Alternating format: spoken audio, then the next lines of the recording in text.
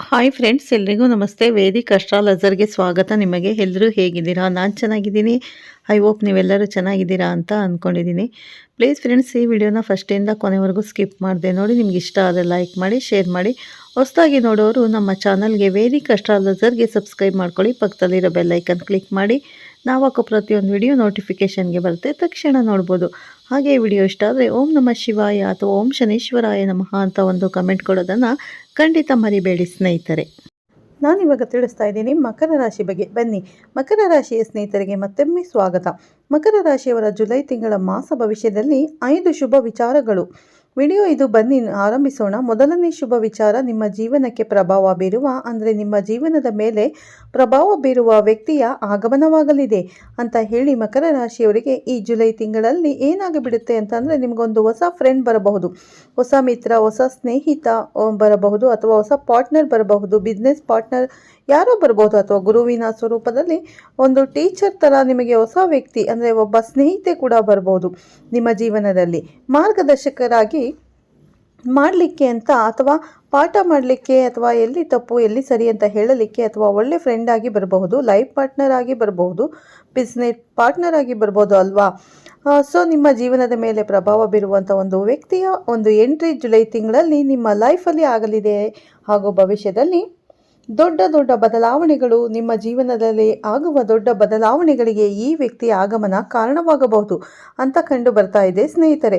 So July ತಿಂಗಳು ಒಂದು lucky ತಿಂಗಳು. ಹೊಸ ಲಕ್ಕಿ ಫೆಲೋ, ನಿಮ್ಮನ್ನು ಲಕ್ಕಿ ಮಾಡುವಂತಹ ಲಕ್ಕಿ ವ್ಯಕ್ತಿ, ಸ್ತ್ರೀನೋ ಅಥವಾ ಪುರುಷನೋ, ಯಾರೋ, ವೃದ್ಧರೋ, ವಯೋವೃದ್ಧರೋ, ದೊಡ್ಡವರೋ, ಚಿಕ್ಕವರೋ, ಯಾರೋ ಗೊತ್ತಿಲ್ಲ, ಒಳ್ಳೆಯದಾಗಲಿ. ಎರಡನೇ ಶುಭ ವಿಚಾರ, ಮಕರ ರಾಶಿಯವರಿಗೆ ಜುಲೈ ತಿಂಗಳಿಗೋಸ್ಕರ ಮುಚ್ಚಿದ ಬಾಗಿಲು ಮತ್ತೆ ತೆರೆಯುವ ಜೀವನದಲ್ಲಿ ಏನಂತಂದರೆ, ಕೆಲವು ನಿರಾಸೆಗಳು, ಬೇಸರ ಇರುತ್ತಲ್ಲ. ಸೊ ಹಿಂದೆ ನಿಮ್ಮನ್ನು ನಿರಾಕರಿಸಿದ್ರು, ಅವರು ನಿಮ್ಮ ಪಾಲಿಗೆ ಡೋರ್ ಕ್ಲೋಸಸ್ ಅನ್ನೋ ರೀತಿಯಲ್ಲಿ ಹೇಳಿಬಿಟ್ಟಿರ್ತಾರಲ್ಲ, ಈ ಹಿಂದೆ ನಿರಾಕರಿಸಲ್ಪಟ್ಟ ಅವಕಾಶ, ಅರ್ಜಿ ಅಥವಾ ಪ್ರಸ್ತಾವನೆ ಮತ್ತೆ ನಿಮಗೆ ಅನುಕೂಲಕರವಾಗಿ ಮರಳಿ ಬರುವಂಥ ಸಾಧ್ಯತೆ ಇದೆ. ನೀವು ಅಂದ್ಕೊಂಡಿದ್ರೆ ಇನ್ನು ನನಗೆ ಇಲ್ಲಿ ಕೆಲಸ ಸಿಗಲ್ಲ, ಇನ್ನು ನನಗೆ ಇಲ್ಲಿ ಎಂಟ್ರಿ ಕೊಡಲ್ಲ, ಇನ್ನು ನನಗೆ ಇಲ್ಲಿ ಆಗಲ್ಲ, ಇನ್ನು ನನ್ನ ಲೈಫಲ್ಲಿ ಇವರು ನನಗೆ ಸಿಗಲ್ಲ, ಇನ್ನು ನನ್ನ ಜೀವನದಲ್ಲಿ ಈ ಒಂದು ಅಧ್ಯಾಯ ಮುಗಿದೋಯ್ತು ಅಷ್ಟೇ ಅಂತ ಅಂದ್ಕೊಂಡಿರ್ತೀರ. ಆದರೆ ಮರುಕಳಿಸಿ ಮತ್ತೆ ಪುನಃ ನಿಮ್ಮ ಜೀವನದಲ್ಲಿ ಆ ಒಂದು ಅವಕಾಶ, ಆ ಒಂದು ವ್ಯಕ್ತಿ, ಆ ಒಂದು ಹೇಳ್ತಾ ಇರ್ತೀವಿ ಉದ್ಯೋಗವೋ ಅಥವಾ ಏನದು, ಮತ್ತೆ ಪುನಃ ವಾಪಸ್ ಬರುವಂಥ ಸಾಧ್ಯತೆ ತೀರಾ ಜಾಸ್ತಿ ಇದೆ ಸ್ನೇಹಿತರೆ. ಈ ಜುಲೈ ತಿಂಗಳಲ್ಲಿ ಮಕರ ರಾಶಿಯವರಿಗೆ ಮೂರನೇ ಶುಭ ವಿಚಾರ, ಮಕರ ರಾಶಿಯವರ ಜುಲೈ ತಿಂಗಳಲ್ಲಿ ವಿದೇಶ ಅಥವಾ ದೂರದ ಪ್ರದೇಶದಿಂದ ಲಾಭವಾಗುವ ಸಾಧ್ಯತೆ.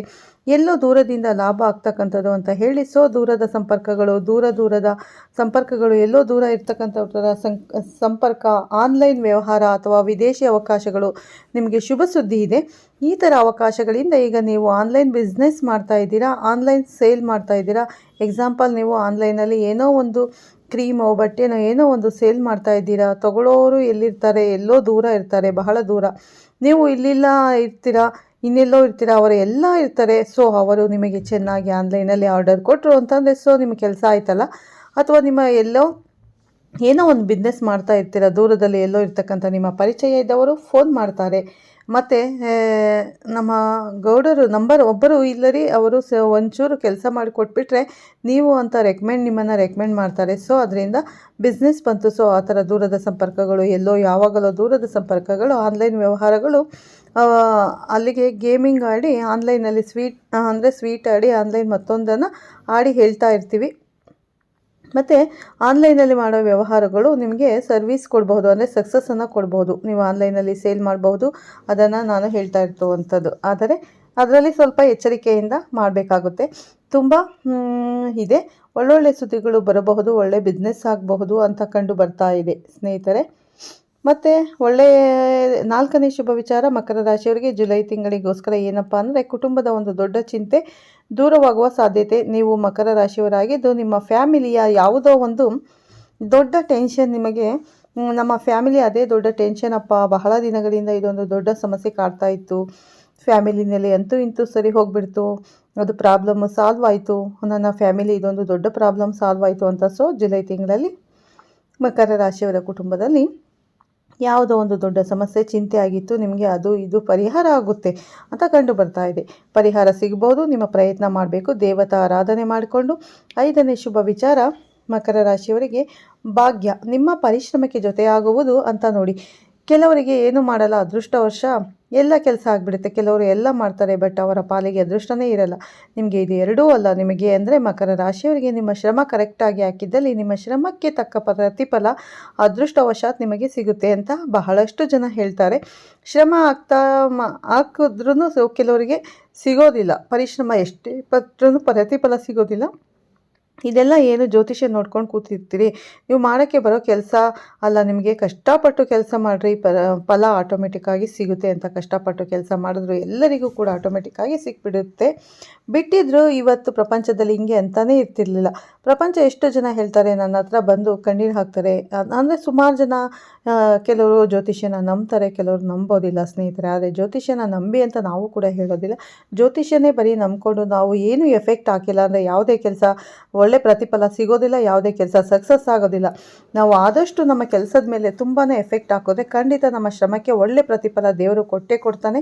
ಆದರೆ ನಮ್ಮ ಜಾತಕನ ಒಮ್ಮೆ ಪರಿಶೀಲನೆ ಮಾಡ್ಕೋಬೇಕು ಅಷ್ಟೇ ಸ್ನೇಹಿತರೆ. ಮತ್ತು ಶ್ರಮ ಹಾಕಿದೆ ಬಟ್ ನನಗೆ ಸಕ್ಸಸ್ ಸಿಗಲಿಲ್ಲ ಅಂತ ಹೇಳ್ತಾರೆ ಕೆಲವರು ಜನ. ಪಾಪ ಅವರು ಖಂಡಿತವಾಗಿ ಹಾಕಿದ್ದು ಹೋದಾಗಿರುತ್ತೆ, ಬಟ್ ಅವರಿಗೆ ಶ್ರಮ ಮಾತ್ರ ಹಾಕ್ತಾರೆ, ಅವರಿಗೇನು ಸಕ್ಸಸ್ ಸಿಗಲ್ಲ. ನಿಯತ್ತಾಗಿ ಕೆಲಸ ಮಾಡ್ತಾರೆ, ಅವರಿಗೆ ಸಿಗೋದು ಮೋಸನೇ. ಮತ್ತು ಏನೋ ಕಳ್ಳು ಬೀಳುವ ಅಂತ ಹೇಳ್ತಾರಲ್ಲ, ಏನೋ ಕೆಲಸ ಮಾಡಿದರೆ ಅವನಿಗೆ ಪ್ರಮೋಷನ್, ಸ್ಯಾಲ್ರಿ ಎಲ್ಲ ಇರುತ್ತೆ.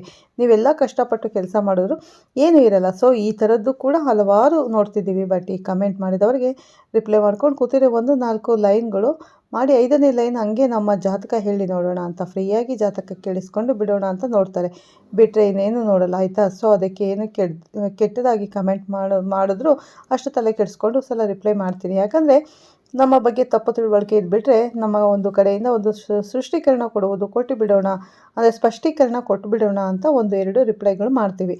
ಆದರೂ ಇನ್ನೂ ತೀರಾ ಹೇಳ್ಕೊಂಡಿದ್ರು ಏನು ಹೇಳೋಕ್ಕಾಗಲ್ಲ. ಆಯಿತು ಬಿಡಪ್ಪ, ಅವರ ಮಾತಿಗೆ ಏನು ಕಣಕ್ಕೆ ಅನ್ನಂಗೆ ಬರಬೇಕು ನಮ್ಮ ವಿಡಿಯೋನ ಅನ್ನಂಗೆ ಆಗಿರುತ್ತೆ. ಸೊ ಇಲ್ಲಿ ನೋಡಿ, ನಾನು ಫ್ರೀಯಾಗಿ ನಿಮಗೆ ಎಲ್ಲ ಅನುಕೂಲ ಆಗಿಬಿಡುತ್ತೆ ಅಂತ ಹೇಳ್ತಾ ಇಲ್ಲ. ನೀವು ಕೆಲಸನೇ ಮಾಡಿದ್ರು ನಿಮಗೆಲ್ಲ ಅದೃಷ್ಟ ಬಂದುಬಿಡುತ್ತೆ ಅಂತ ಹೇಳ್ತಾ ಇಲ್ಲ. 5ನೇ ಪಾಯಿಂಟ್ ಅಂದರೆ ಅರ್ಥ ಮಾಡ್ಕೊಳ್ಳಿ, ನಿಮ್ಮ ಪರಿಶ್ರಮಕ್ಕೆ ತಕ್ಕ ಪ್ರತಿಫಲ ಸಿಗುವ ಯೋಗ ಇದೆ ಈ ಒಂದು ಸಲ ಜುಲೈಯಲ್ಲಿ ಅಂತ ಕಂಡು ಬರ್ತಾ ಇದೆ. ಸೊ ನೀವು ಪರಿಶ್ರಮ ಹಾಕಬೇಕು, ಪ್ರತಿಫಲ ಸಿಕ್ಕೇ ಸಿಗುತ್ತೆ ಅಂತ ನಾನು ಹೇಳಿದ್ದೀನಿ.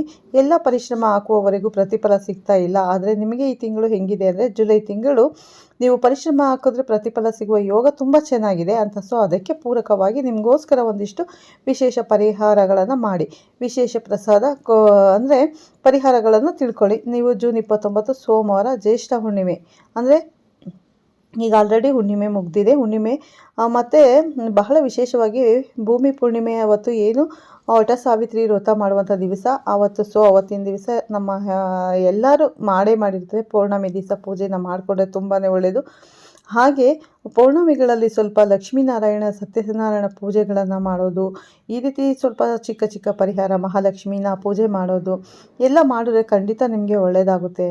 ಮತ್ತು ಶನಿವಾರ ದಿನ ನೀವು ಸ್ವಲ್ಪ ಶನಿ ಟೆಂಪಲ್ಗೆ ಹೋಗ್ಬಿಟ್ಟು ಬನ್ನಿ, ಖಂಡಿತ ಶನಿದೇವರು ಕೂಡ ನಿಮಗೆ ಒಳ್ಳೇದು ಮಾಡ್ತಾನೆ. ಎಳ್ಬತ್ತಿನ ಹಚ್ಚಿ ನಿಮ್ದು ಏನೇ ಕಷ್ಟ ಇದ್ದರೂ ಕೂಡ ಪರಿಹಾರ ಆಗುತ್ತೆ.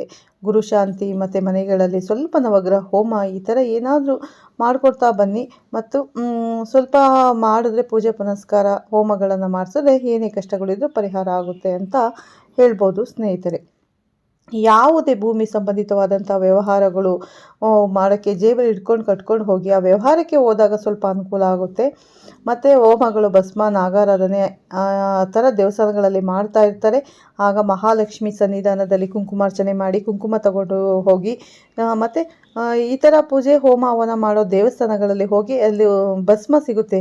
ಆ ಭಸ್ಮನ ನೀವು ತಂದು ಮನೆಯಲ್ಲಿ ಸ್ನಾನ ಮಾಡಿ ನೀವು ಹೊರಗಡೆ ಹೋಗಬೇಕಾದ್ರೆ ಆ ಭಸ್ಮನ ಹಣೆಯಲ್ಲಿ ಸ್ವಲ್ಪ ಇಟ್ಕೊಂಡು ಹೋಗಿ. ನೀವು ಯಾವುದೇ ಕೆಲಸ ಅಂದ್ಕೊಂಡಿರ್ತೀರ ಅದು ಖಂಡಿತ ನೆರವೇರುತ್ತೆ ಅಂತ ಹೇಳ್ಬೋದು ಸ್ನೇಹಿತರೆ.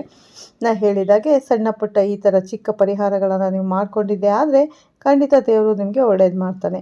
ಹೋಮ ಹೇಳಿದ್ನಲ್ಲ, ಲಕ್ಷ್ಮೀನಾರಾಯಣ ಪೂಜೆ ಈ ಥರ ಸಿಂಪಲ್ಲಾಗಿ ಮಾಡ್ಕೊಳ್ಳಿ ಮನೆಯಲ್ಲಿ, ಖಂಡಿತ ಒಳ್ಳೆಯದಾಗುತ್ತೆ ಅಂತ ಹೇಳ್ತಾ ಈ ವಿಡಿಯೋನ ಇಲ್ಲೇ ಮುಗಿಸ್ತೀನಿ ಸ್ನೇಹಿತರೆ.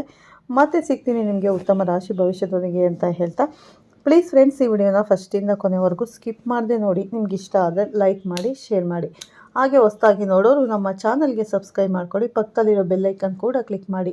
ನಾವು ಹಾಕೋ ಪ್ರತಿಯೊಂದು ವಿಡಿಯೋ ನೋಟಿಫಿಕೇಷನ್ಗೆ ಬರುತ್ತೆ, ತಕ್ಷಣ ನೋಡ್ಬೋದು. ಸ್ನೇಹಿತರೆ, ಈ ವಿಡಿಯೋ ಇಷ್ಟ ಆದರೆ ಓಂ ಶನೇಶ್ವರಾಯ ನಮಃ ಅಥವಾ ಓಂ ನಮಃ ಶಿವಾಯ ಅಂತ ಕಮೆಂಟ್ ಕೊಡೋದನ್ನು ಖಂಡಿತ ಮರಿಬೇಡಿ. ಪ್ರತಿಯೊಬ್ಬರಿಗೂ ಒಳ್ಳೆಯದಾಗಲಿ ಅಂತ ದೇವರಲ್ಲಿ ಪ್ರಾರ್ಥನೆ ಮಾಡುತ್ತಾ ನಾನು ಈ ವಿಡಿಯೋನ ಮುಗಿಸ್ತಾ ಇದ್ದೀನಿ. ಎಲ್ಲರಿಗೂ ಒಳ್ಳೆಯದಾಗಲಿ. ಸ್ನೇಹಿತರೆ, ಈ ವಿಡಿಯೋ ಫಸ್ಟಿಂದ ಕೊನೆವರೆಗೂ ಸ್ಕಿಪ್ ಮಾಡಿದೆ ನೋಡಿ, ಎಲ್ಲೂ ಸ್ಕಿಪ್ ಮಾಡೋಕ್ಕೆ ಹೋಗಬೇಡಿ. ಯಾಕಂದರೆ ವಿಷಯ ಸಂಪೂರ್ಣವಾಗಿ ಅರ್ಥ ಮಾಡ್ಕೋಬೇಕು, ಹಾಗಾಗಿ ಎಲ್ಲೂ ಸ್ಕಿಪ್ ಮಾಡಬೇಡಿ. ಮತ್ತೆ ಸಿಗ್ತೀನಿ ತಮಗೆ. ಎಲ್ಲರಿಗೂ ಧನ್ಯವಾದಗಳು ಸ್ನೇಹಿತರೆ, ಎಲ್ಲರಿಗೂ ಒಳ್ಳೆಯದಾಗಲಿ.